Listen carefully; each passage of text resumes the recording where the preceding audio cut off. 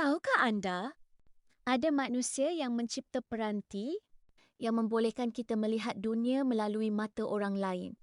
Bukan imajinasi, tetapi rakaman sebenar dari perspektif manusia. Idea ini dipopularkan oleh Evan Spiegel.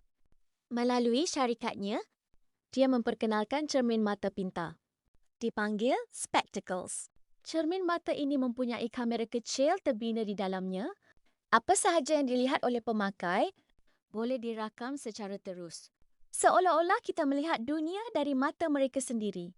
Berbeza dengan kamera biasa, ia memberikan sudut pandang first person. Ini menjadikan rakaman lebih realistik, lebih dekat dengan pengalaman sebenar manusia. Teknologi ini membuka cara baru untuk berkongsi pengalaman. Dari berjalan hingga ke perjalanan harian.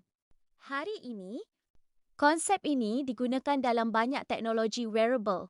Semua bermula dari satu idea pelik, melihat dunia melalui mata orang lain.